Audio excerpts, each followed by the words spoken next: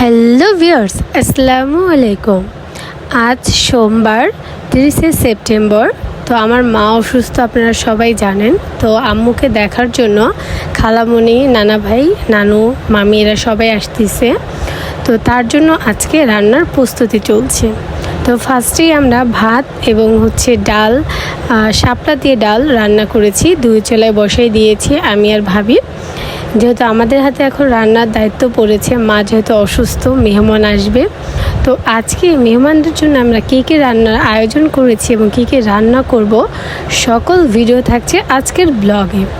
তো আমরা ডাল রান্না করেছি শাপলা দিয়ে, আর শাপলাটা কিন্তু অবশ্যই বিলের একদম ফ্রেশ টাটকা শাপলা, বাজার থেকে কেনা নয়। তারপর উস্তা ভাজি করলাম, বা করল্লা যেটা বলে। তো এটাও কিন্তু আমাদের মাদারীপুরে দেশি একটা করলা হয়, ছোট ছোট একদম, বাট খেতে খুবই মজা হয়।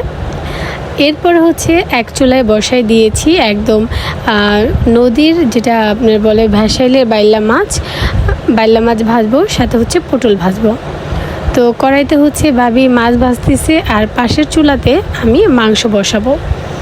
তো এখানে দেখুন, মাছের জন্য একদম কাঁচামরিচ তেলে এবং সাথে পেঁয়াজ এবং রসুন মিক্স করে বেটে নিয়েছি। এখন এটা তেলে ভেজে নিব, আর ভেজে নেওয়ার পরে দিয়ে দেব পানি দেওয়ার পর এখন আস্তে আস্তে পটলগুলো দিয়ে দিব।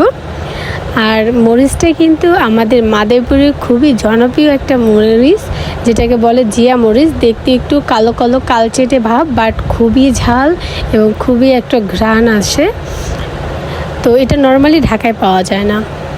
তো ভেজে রাখা মাছগুলো দিয়ে দিয়েছি, হয়ে গেল আমাদের মাছ ভাজা।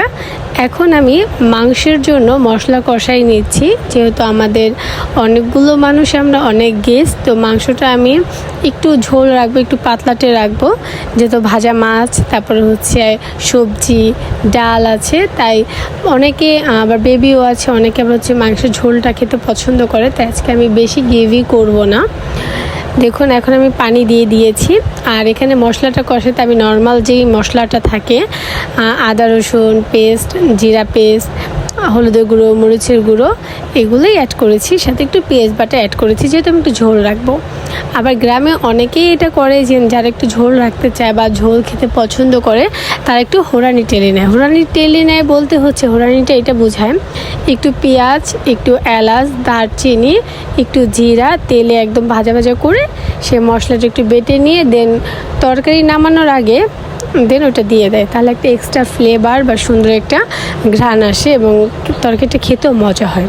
তো ঝোল রাখার ক্ষেত্রে হোঁড়ানিটা অনেকেই টেলে দেয়, আবার অনেকেই স্কিপ করে ঝামেলার জন্য। তো আজকে আমি স্কিপ করে গেলাম, যেহেতু আজকে অনেক রান্নাবান্নার আয়োজন, অনেক মেহমান আসবে। 2 চুলায় বসায় দেওয়ার পরেও আমাদের অলমোস্ট 2টা বেজে গেছে। রান্না শেষ করতে করতে সবাই খাবার দিতে দিতে 3টা প্লাস। তাই আজকে আর আমি ওই ঝামেলাটা করলাম না, শর্টকাটে। আর এটা আমি নিয়ে নিয়েছি আপনার কক মুরগিটা, যেটা শক্ত, যে ডিম পাড়া যে মুরগিটা বলে, লাল মুরগি। তো ওইটা নিয়ে নিয়েছি। তো এখন ওটাকে আমি সুন্দর করে একদম মশলার সাথে কষিয়ে নিব।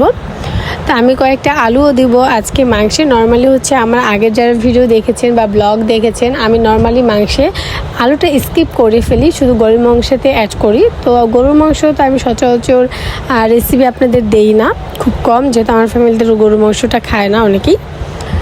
সো এখন দেখুন, আমার মাংসটা পুরো কষানো হয়েছে, তেলটা ছেড়ে দিয়েছে। দেখুন কত সুন্দর হয়েছে এবং কতটা গ্রেভি হয়েছে। এই পর্যায়ে আমি দিয়ে দিব আলু দিয়ে আমি সুন্দর করে এটাকে কষিয়ে নেড়ে চেড়ে পরিমাণ অনুযায়ী পানি দিয়ে দিব। যেহেতু এই মাংসটা প্রচুর পরিমাণে শক্ত হয়, তাই অনেকক্ষণ কষাতে হয় যাতে মাংসটা সেদ্ধ হয় ভালো করে। দেখুন, আমি দিয়ে দিয়েছি মাংসতে পানি। আর আপনারা আমার আগের ব্লগে অবশ্যই দেখেছেন যে আমরা বৃষ্টির পানিটা দিয়েই রান্না বান্না করি। দেখুন, আমার রান্না অলমোস্ট কমপ্লিট হয়ে এসেছে।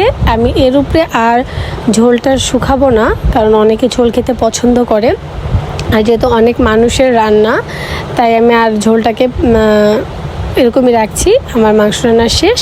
তো আজকে যা যা রান্না করেছি সকল ভিডিওটা আরেকবার আপনাদের দেখাই দিচ্ছি। এটা মাছ ভাজা, তারপরে আছে আপনার করলা ভাজি। দেখুন, এরপরে আছে শাপলা দিয়ে ডাল। ডালটা একদম একটু পাতলা পাতলা টাইপের, দেখুন শাপলাগুলো কত সুন্দর, একদম ফ্রেশ টাটকা, আর ডালগুলোও কিন্তু হাতে একদম ফ্রেশ। আর এটা হচ্ছে আমার চিকেন।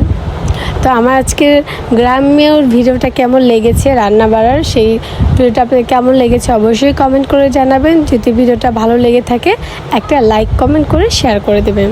তো আজকে এখানেই শেষ করছি। সবাই সুস্থ থাকবেন, ভালো থাকবেন, আল্লাহ হাফেজ।